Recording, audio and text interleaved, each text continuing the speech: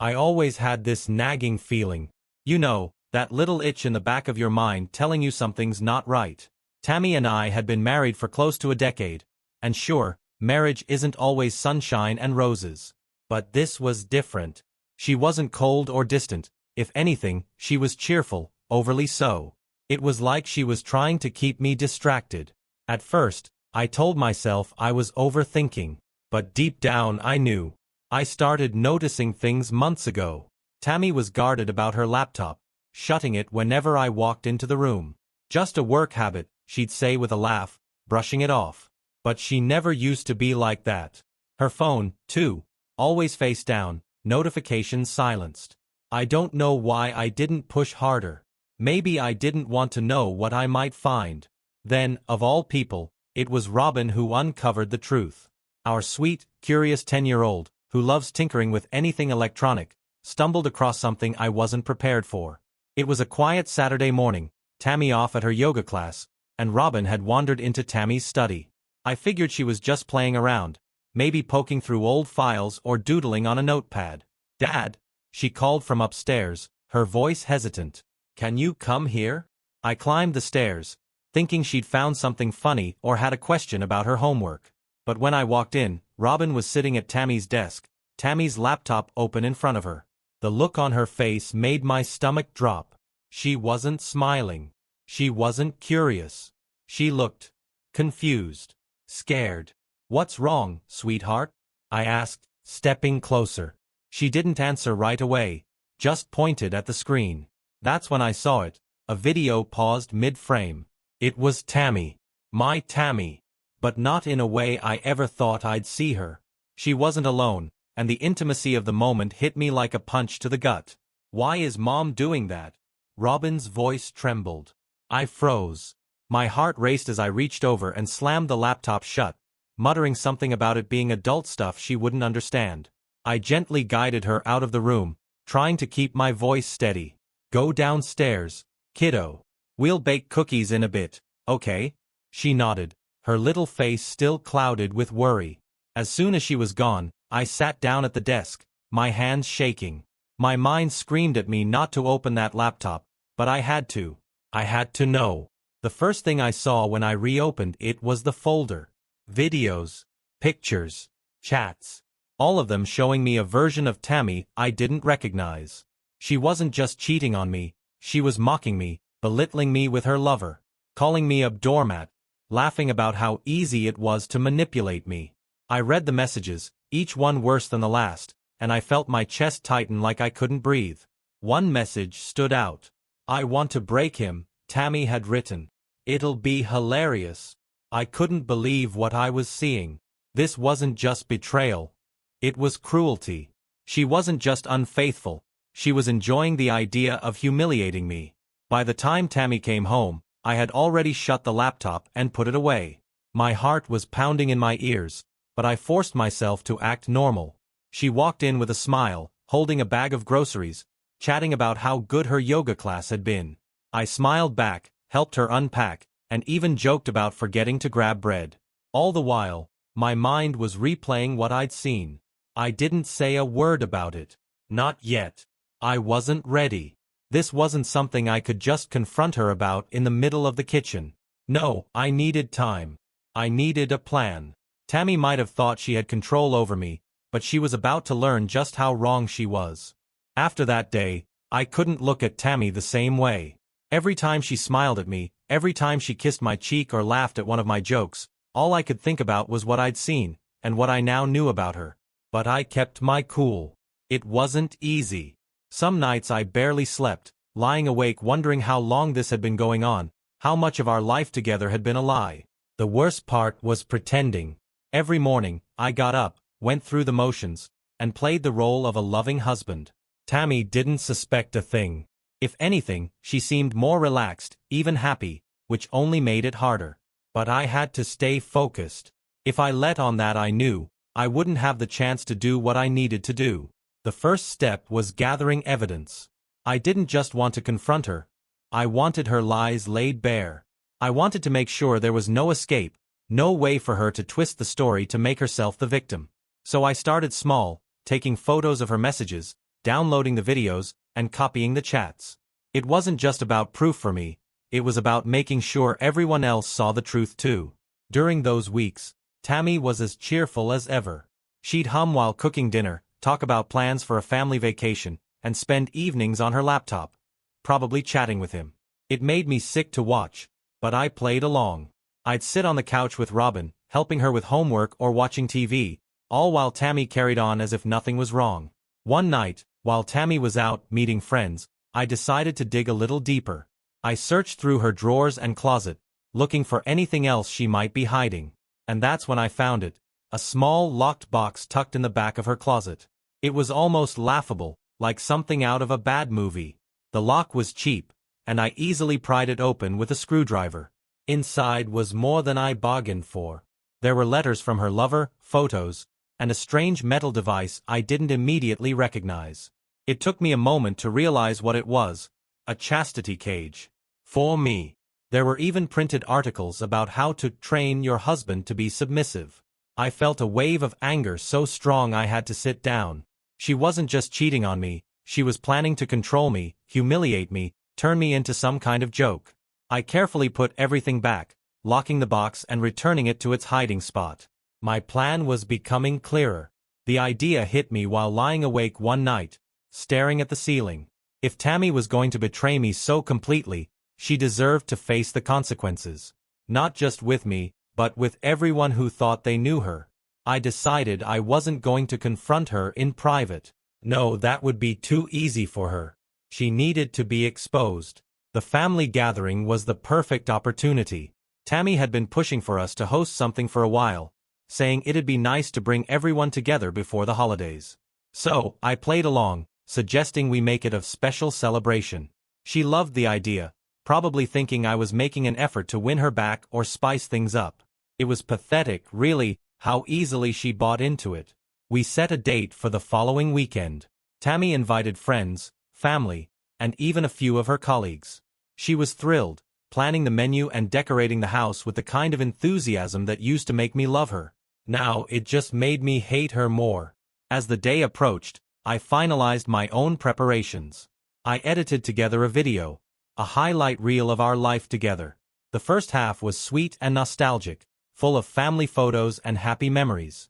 But halfway through, it would shift. That's when the real Tammy would be revealed. When the day of the party arrived, I played my part perfectly. I smiled, mingled with the guests, and even kissed Tammy on the cheek. She was glowing, clearly enjoying the attention, probably thinking she had me wrapped around her finger. If only she knew what was coming. The day of the party arrived, and Tammy was in her element. She flitted around the house, greeting guests, arranging appetizers, and laughing at every little joke as if she didn't have a care in the world. Watching her act like everything was perfect was infuriating, but I stayed calm.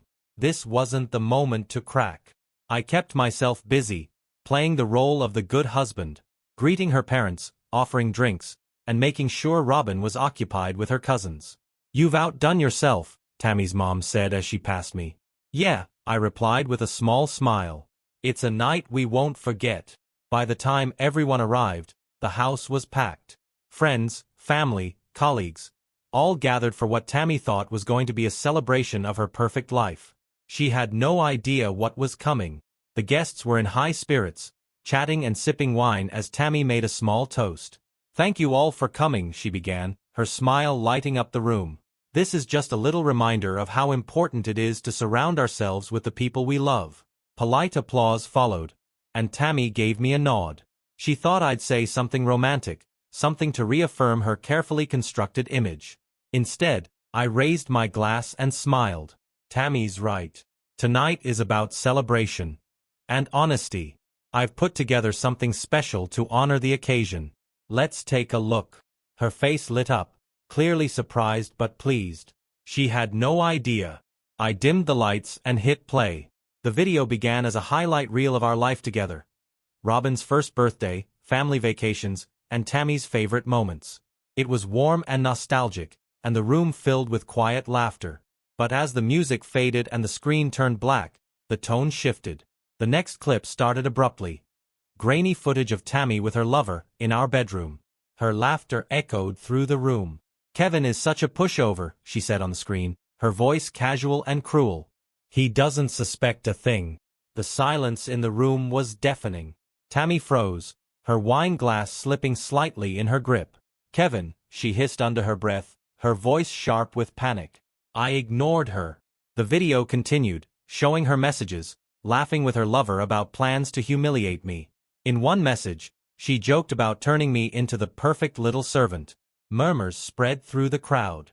Her parents exchanged horrified looks, and her boss's face turned crimson. Friends averted their eyes, clearly uncomfortable. Tammy's confident smile was gone, replaced by a pale, trembling mask of shock. Turn this off, she snapped, lunging for the remote. I held it out of her reach, my voice cold but steady. No, Tammy. Everyone deserves to know. The room fell silent again as the last clip ended. I set the remote down and looked around. I'm sorry for the interruption, I said to the guests. But sometimes the truth needs to come out. No one knew what to say. Guests began mumbling awkward goodbyes, shuffling toward the door. Tammy tried to stop her parents, reaching out with shaky hands. Mom, Dad, wait. This isn't what it looks like. But they avoided her gaze, shaking their heads as they left. One by one, her friends and colleagues followed, leaving us alone in the aftermath. When the door finally shut, Tammy turned to me, her face a mix of fury and desperation. What the hell was that? She demanded. I gestured toward the suitcase I'd placed by the door. That, I said evenly, was the truth. And that, I pointed to the suitcase, is your share of our life. The rest is mine. Her jaw dropped, but I wasn't finished. The silence in the house was suffocating after the last guest left. Tammy stood near the dining table, her hands gripping the back of a chair, her face pale. I could see her struggling to find words, but I wasn't about to let her off easy. You've ruined everything, she finally blurted out, her voice shaking with anger and desperation. Why would you do this? You embarrassed me in front of everyone I care about. I stayed calm, my voice steady. You're worried about embarrassment? After what you've done to me, to our family. Her expression shifted, panic creeping in. Kevin, it's not what you think. I can explain. Explain. I interrupted, my voice rising for the first time. Explain what, Tammy? How you laughed at me behind my back. How you called me a doormat and plotted to humiliate me. Or should we talk about the videos? The messages? She stammered, trying to regain control. It was a mistake. A stupid mistake. It didn't mean anything. I let out a bitter laugh. Didn't mean anything? You planned to destroy me, Tammy. That's not just a mistake. That's who you are. Her eyes darted toward the suitcase by the door, and for the first time, the realization seemed to hit her. What's that supposed to mean? She asked, her voice trembling.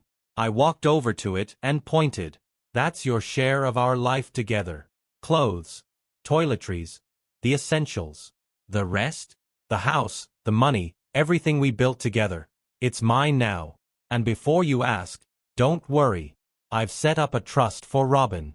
Every penny of what's left after this mess is hers. Tammy's face twisted in anger. You can't do this to me. I have rights. Rights. I snapped, cutting her off. You gave up your rights the moment you brought him into our house. The moment you mocked me in our bed. I took a step closer, my voice lowering. The locks are already changed. Divorce papers are waiting for your signature. You've got no leg to stand on. She stared at me, her hands trembling. You're making a huge mistake, Kevin. I'll fight this. I reached into my pocket and pulled out the small box I'd found in her closet. I tossed it onto the dining table in front of her. She opened it hesitantly, and her face crumbled when she saw what was inside. The chastity cage she'd planned for me. This, I said coldly, is all that's left of your grand plans, Tammy. Take it. Consider it a souvenir of the life you tried to destroy. For a moment, she just stood there, her mouth opening and closing like she wanted to argue but couldn't find the words. Then, without warning, she grabbed the suitcase and stormed toward the door. You'll regret this, she spat, her voice cracking as she stepped outside. I watched her go, standing silently as she threw the suitcase into her car and sped off. For the first time in months, the house felt quiet, peaceful. I walked over to Robin's room and peeked inside. She was asleep, her face calm and innocent, blissfully unaware of the chaos that had unfolded downstairs. I shut the door gently and leaned against the wall, taking a deep breath. It was over. Tammy was gone, and for the first time in a long time, I felt like I could breathe again. But I wasn't done. Tammy wasn't the only one who needed to face consequences. Her lover wouldn't be getting away with this either. With Tammy gone, I turned my attention to her lover. He wasn't going to walk away unscathed, not after everything they'd done together. I'd already gathered enough evidence to ruin him, but now it was time to act. The first thing I did was dig deeper. I had his name, his workplace, and even his family details, all courtesy of Tammy's messages.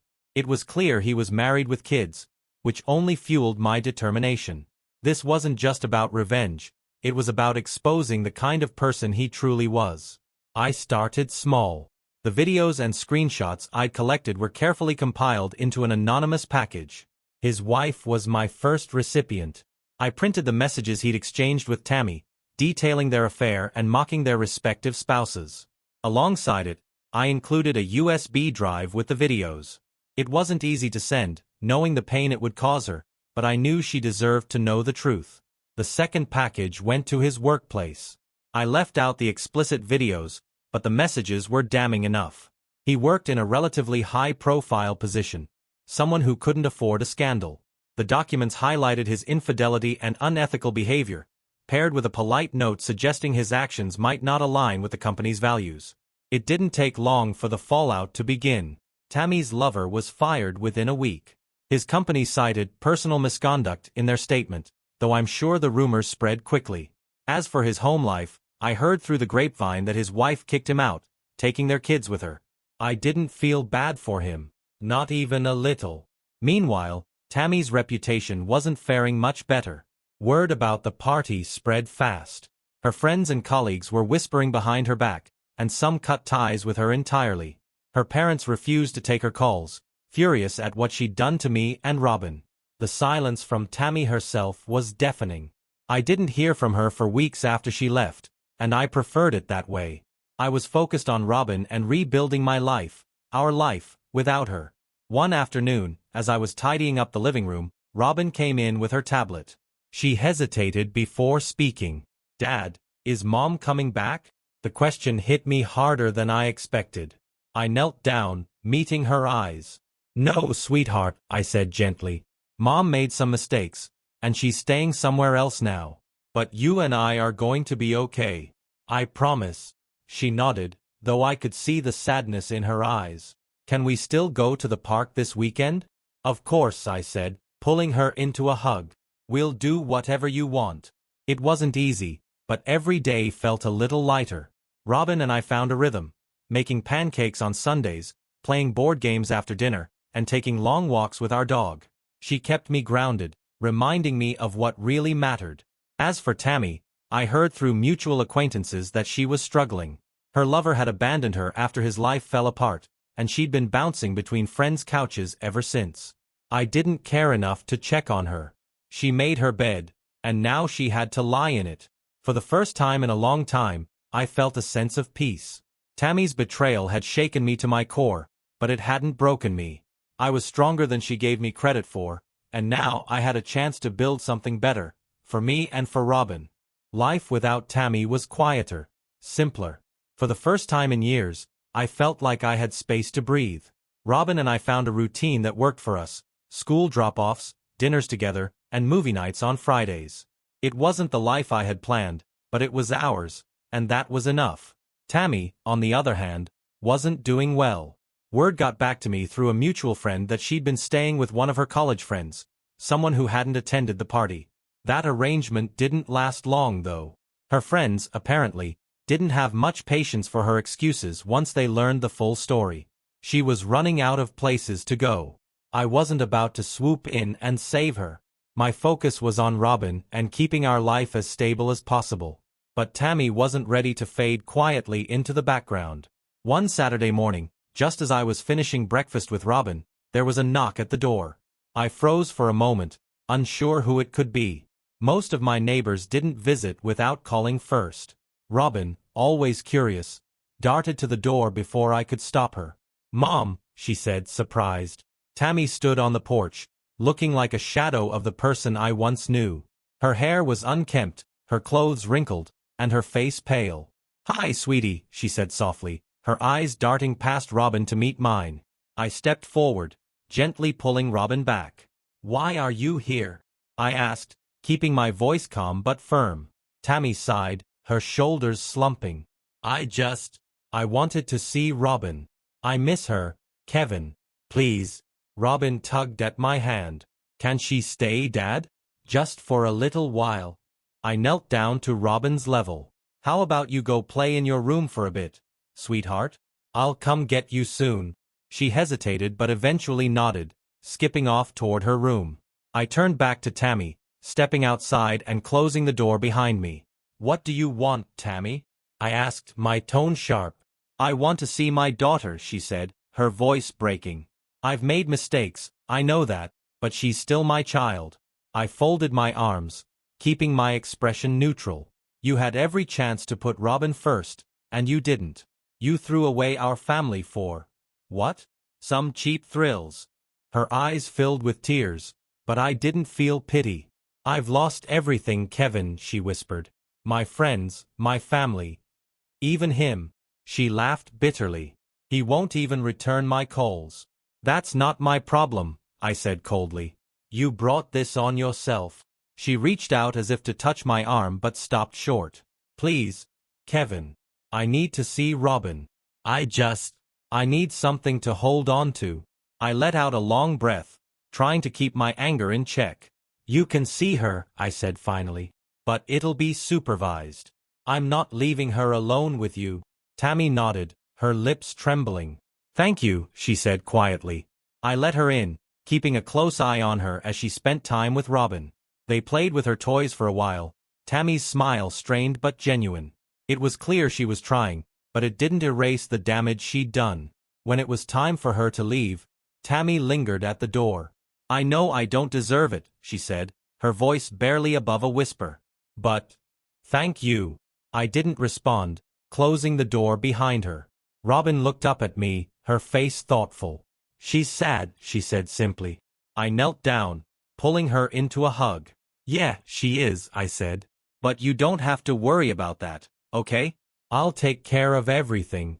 Robin nodded against my chest, and I held her tightly, promising myself that no matter what happened next, I'd always protect her. After Tammy's surprise visit, I knew I needed to establish clear boundaries. I wasn't about to let her waltz back into our lives whenever she felt like it. That would only confuse Robin, and I couldn't let Tammy's instability disrupt the progress we'd made. The next day, I called Tammy to lay down the rules. She picked up on the second ring, her voice soft and hesitant. "Kevin, I want to make something clear," I said, skipping the pleasantries. "If you want to see Robin, it's going to be on my terms. No unannounced visits. No bringing up the past. And you'll only see her when I'm present." "Kevin," she started, but I cut her off. "This isn't about you, Tammy. It's about Robin. She needs stability, not drama." There was a long pause on the other end of the line before Tammy finally spoke. "Okay," she said quietly. "I understand." I hung up, feeling a mix of relief and frustration. Tammy agreeing so easily almost felt suspicious, but I pushed the thought aside. My priority was keeping things stable for Robin. Over the next few weeks, Tammy stuck to the rules. She'd come over once or twice a week, spending an hour or two with Robin while I supervised from a distance. Their time together was cordial, but it was clear Robin was cautious around her. She didn't cling to Tammy the way she used to, and I could tell the distance hurt Tammy more than she let on. One evening, as Tammy was getting ready to leave, she hesitated at the door. "Kevin," she said, her voice tentative. "What?" I asked, keeping my tone neutral. She fiddled with her keys, not meeting my eyes. "Do you think we'll ever? Could we ever get back to how things were?" I stared at her, barely able to believe she'd ask that. "Tammy," I said, my voice firm, "there's no going back. Not after what you did. My focus is Robin. That's all." Her face fell, But I didn't feel any sympathy. She'd made her choices, and now she had to live with them. Without another word, she nodded and walked out the door. I stood there for a moment after she left, staring into the quiet night. For the first time, I realized I didn't feel anger toward her anymore, just a hollow sort of indifference. She no longer had power over me. Inside, Robin called out, "Dad, can we play a game before bed?" Smiling, I closed the door behind me. "Coming, kiddo." The weeks turned into months, and life slowly started to feel normal again, or at least, a new kind of normal. Robin was thriving, her bright personality shining through more with each passing day. She'd made new friends at school, joined a soccer team, and even started asking for bedtime stories again, something she'd stopped doing when things were tense with Tammy. As for me, I was starting to feel lighter too. The house felt less like a reminder of everything I'd lost and more like a space where Robin and I were building something new. I redecorated a little. Nothing major, just swapping out the old photos of Tammy and me for pictures of Robin and her adventures. The change was subtle but significant. Tammy's visits were less frequent now, and when she did come, they felt more like a formality than genuine attempts to reconnect. She'd spend an hour with Robin, leave quietly, and that was it. She'd stopped asking about us, about me, and I was fine with that. One Saturday, while Robin was at a friend's birthday party, I found myself with an afternoon to reflect. I sat on the back porch with a cup of coffee, staring out at the yard we'd all once played in as a family. It was strange to think about how quickly things had changed. A year ago, I couldn't have imagined my life without Tammy. Now, I couldn't imagine letting her back in. That afternoon, I decided it was time to take another step forward. I reached out to an old friend, Jake, someone I hadn't talked to much since Tammy and I had married. We caught up over the phone, and before I knew it, we'd made plans to grab dinner the following week. Meeting up with Jake was like a breath of fresh air. He didn't ask about Tammy, didn't push me to talk about the past. Instead, we reminisced about old times and swapped stories about our lives now. For the first time in what felt like forever, I laughed, really laughed, and it felt good. That dinner sparked something in me. I started reconnecting with other friends, making more of an effort to get out of the house and rebuild a social life. I wasn't looking for anything serious, just reminders that the world outside my front door still existed. Robin noticed the change too. One evening as I tucked her in, she looked up at me and grinned. "You're happy, Dad," she said matter-of-factly. I ruffled her hair, smiling. "Yeah, kiddo, I think I am." Just when I thought things were finally settling down, the past found a way to creep back in. It was a Wednesday evening, and Robin was upstairs doing her homework while I was cleaning up after dinner. My phone buzzed on the counter, and I glanced at the screen. Tammy's name lit up, and for a moment, I hesitated. She hadn't called me in weeks. All our communication had been through short texts about Robin's schedule or quick updates about her schoolwork. I debated letting it go to voicemail, but something told me to answer. "Hello," I said, keeping my tone neutral. "Kevin." Tammy's voice was shaky, almost unrecognizable. "I need to talk to you. It's important." I sighed, leaning against the counter. "What's this about?" There was a pause on her end, the sound of her breathing heavy and uneven. "Can I come over? Please. I need to explain something." My first instinct was to say no, to protect the peace I'd worked so hard to build. But something in her voice gave me pause. It wasn't anger or desperation this time, it was fear. "Robin's here," I said after a long silence. "Keep it short and don't make a scene." She agreed, and 20 minutes later, there was a knock at the door. Tammy stood on the porch, her face pale and drawn, as if she hadn't slept in days.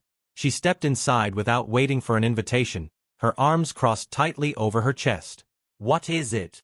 I asked, closing the door behind her. She looked around nervously, avoiding my gaze. I need your help," she admitted finally, her voice barely above a whisper. I raised an eyebrow, leaning against the wall. "Help? That's rich coming from you. What could you possibly need from me, Tammy?" Her hands trembled as she pulled a folded piece of paper from her pocket. "It's him," she said, her voice cracking. "My lover. He's been threatening me." The name made my blood run cold, though I didn't let it show. "What kind of threats?" I asked, my voice steady. She unfolded the paper, revealing a printed email filled with insults and thinly veiled threats. "He says I ruined his life," she said, tears welling up in her eyes. "That he's going to make me pay for it." I glanced at the paper, scanning the words. It was aggressive, but not exactly surprising. The man had lost everything: his family, his job, his reputation. I'd made sure of that. "You brought this on yourself," I said bluntly, handing the paper back to her. "What do you expect me to do?" Her face crumpled, and for the first time, I saw real fear in her eyes. "Kevin, please," she whispered. "I know I don't deserve it, but I don't know where else to turn. He's unhinged. I'm scared." I looked at her, torn between anger and pity. Part of me wanted to tell her to deal with her mess on her own.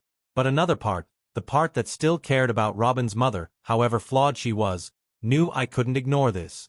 "Fine," I said finally. "I'll help. But not for you, for Robin. I won't let anything happen that might affect her."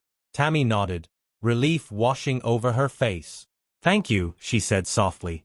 I didn't respond, already thinking about the steps I'd need to take. Tammy had dragged me into her mess again, but this time, I was determined to end it once and for all. Tammy's revelation lingered in my mind long after she left. Her former lover's threats weren't entirely surprising, but the way she had come to me, desperate and frightened, stirred something I wasn't sure how to process. Part of me wanted to dismiss it outright. She'd brought this on herself. But another part, the father in me, couldn't ignore the potential danger. The email she showed me wasn't just a petty vent, it was malicious and personal. He blamed her for his downfall, which was ironic, considering how much of it he'd earned on his own. Still, his words had a darker undertone, hinting that he wasn't finished with her. If he was willing to lash out at her, who's to say he wouldn't involve Robin, or even me? The next morning, after dropping Robin off at school, I took a detour to the local police station. I wasn't filing a report yet. I just wanted to understand what my options were. The officer at the desk listened carefully as I explained the situation, avoiding most of the personal details. He nodded thoughtfully and handed me a pamphlet on protective orders, along with advice to document any further threats. "Don't take chances," he said firmly. "People like that are unpredictable." Leaving the station, I felt a mix of unease and resolve. Tammy had put me in a position I didn't want to be in, but ignoring the problem wasn't an option. I started keeping a closer eye on my surroundings, locking the doors earlier, scanning for anything unusual when I picked up Robin from school. Tammy called a few days later to update me. Her voice was calmer this time, though still heavy with worry. She told me he'd sent another email, this one angrier than the last. I told her to forward it to me, and when it came through, I saved it alongside the first one. That night, after Robin went to bed, I sat down with my laptop and reread the emails. His tone was increasingly erratic, shifting between blaming Tammy for his losses and making veiled references to settling scores. I felt a surge of anger, not just at him, but at Tammy for letting this man into our lives in the first place. But anger wasn't going to solve anything. I started drafting an email to my lawyer, attaching the threats and outlining the situation. If this escalated further, I wanted to be ready. As the days passed, life carried on as normal. Robin remained blissfully unaware of the tension simmering beneath the surface, and I did everything I could to keep it that way. Tammy stayed in touch sporadically, each call or message tinged with gratitude that I was helping her at all. Then, one evening, as I was locking up the house, my phone buzzed. It was a message from Tammy. He showed up at my apartment. I stared at the screen, my jaw tightening. The words were brief but clear. This wasn't just a threat anymore, it was action. Tammy's message was brief, but its impact hit me hard. Her lover, no, her problem, was no longer content to hide behind emails. Showing up at her apartment crossed a line, one that made my stomach churn with anger and concern. For her, yes, but mostly for Robin. I called Tammy immediately. She answered on the first ring, her voice trembling but hushed. She told me he'd come by unannounced, pounding on her door and shouting obscenities loud enough for her neighbors to hear. She hadn't opened the door, but the confrontation left her rattled. He'd eventually left, but not before warning her that this wasn't over. "Did you call the police?" I asked, though I already knew the answer. She admitted she hadn't, mumbling something about not wanting to make things worse. Typical Tammy, always afraid to face the consequences until they were staring her down. I didn't sugarcoat my response. You can't ignore this, Tammy. If he's showing up at your door, it's only going to escalate. She didn't argue. Instead, she asked me what to do, a question that left a bitter taste in my mouth. The fact that she was leaning on me, after everything she'd done, made my anger simmer just below the surface. But I couldn't let that distract me. I told her to call the police and file a report immediately, to document everything. When I hung up, I stayed in the living room, pacing for what felt like hours.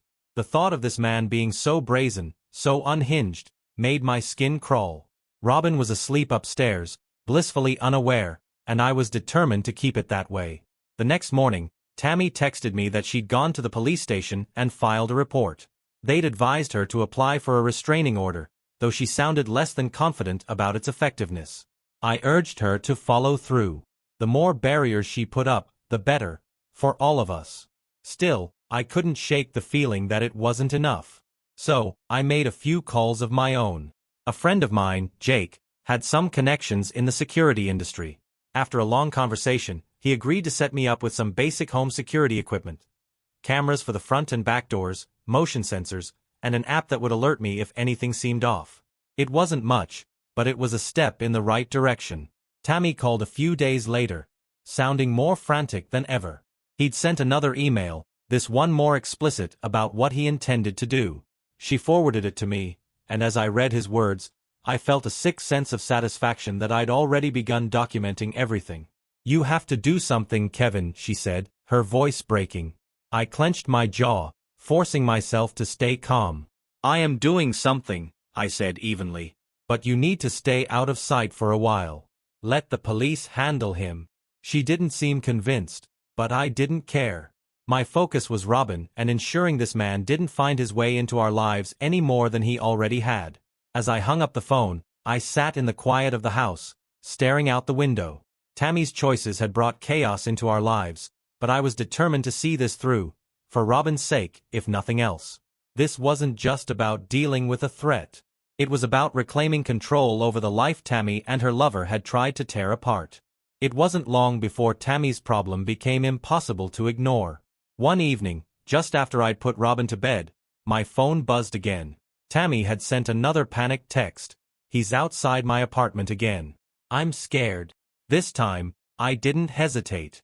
I called her immediately, but before she could say much, I told her to stay inside and call the police. Her voice trembled as she promised she would, but I could tell she was barely holding it together. After hanging up, I sat in the quiet of my living room, heart pounding. I was furious, at her for dragging me into this, at him for pushing the boundaries even further. But I was also worried. Whatever anger I still held toward Tammy, she didn't deserve this.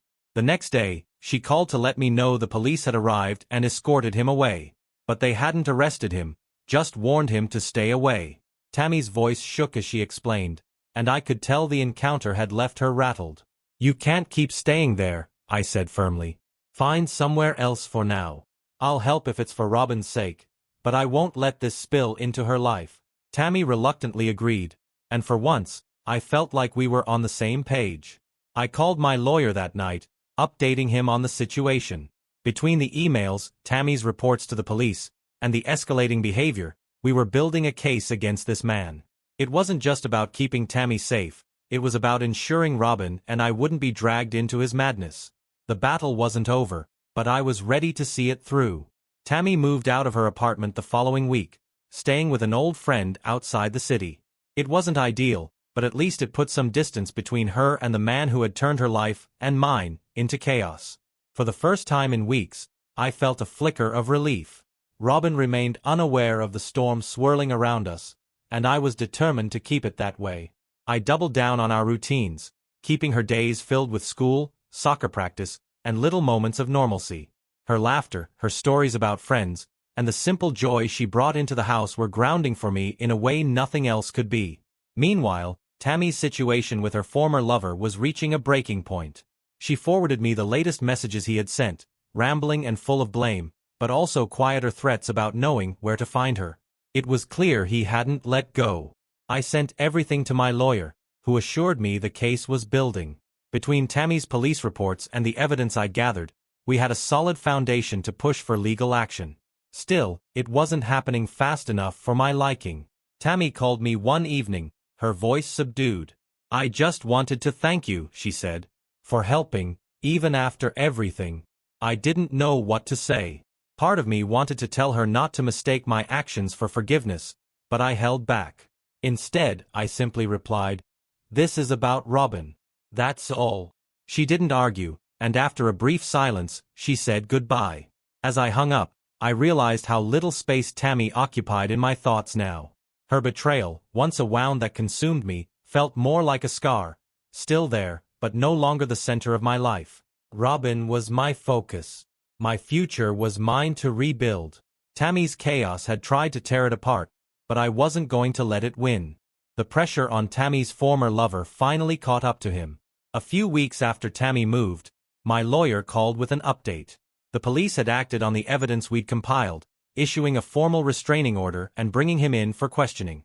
It wasn't a full resolution, but it was progress. Tammy called me later that day, sounding more relieved than I'd heard her in months. "They've warned him to stay away," she said. "And I think he's finally going to back off." I didn't share her optimism, but I chose not to dampen her mood. "Good," I said simply. "Let's hope it stays that way." As the days passed, life settled into an unexpected calm. Tammy stopped contacting me as frequently, and I focused on rebuilding my world with Robin. I spent more time at her soccer games, worked on fixing up the house, and even started exploring hobbies I'd let fall by the wayside during my marriage. One Saturday afternoon, while Robin and I were planting flowers in the backyard, she paused to wipe her hands on her jeans. "Dad, do you think Mom will ever come back?" The question caught me off guard, but I kept my tone gentle. "She'll always be your mom, Robin. And she'll always love you. But things are different now, and that's okay." Robin nodded, her expression thoughtful. "I like it when it's just us," she said quietly, before going back to digging. Her words stayed with me long after we finished planting. I realized that, for the first time since Tammy's betrayal, I wasn't just surviving, I was moving forward. Months passed, and the storm that Tammy had unleashed slowly faded into the background. Her former lover hadn't resurfaced since the restraining order was issued, and Tammy's presence in our lives became minimal. She visited Robin occasionally, sticking to the boundaries we'd established, and for once, there was no drama. Robin flourished. Her laughter filled the house, her confidence growing with each passing day. Soccer games, art projects, and her ever-growing curiosity kept me busy, and I found joy in the little moments we shared. Things I hadn't fully appreciated when my life was consumed by Tammy's betrayal. As for me, I had rebuilt a life I was proud of. I reconnected with old friends, took on new hobbies, and even started volunteering at a local community center. It felt good to pour my energy into something meaningful, to create a life that was mine again. One day, while Robin and I were walking our dog in the park, she grabbed my hand and looked up at me with a smile. "I like this, Dad. Just us. It feels good." I smiled back, my chest tightening with pride and love. "Me too, kiddo." Looking back, I realized Tammy's betrayal hadn't just torn my life apart, it had given me a chance to rebuild it stronger. The scars were still there, but they no longer defined me. This was my life now, one filled with peace, purpose, and the unconditional love of my daughter. It wasn't the life I had imagined, but it was ours, and for the first time in a long time, I felt truly content.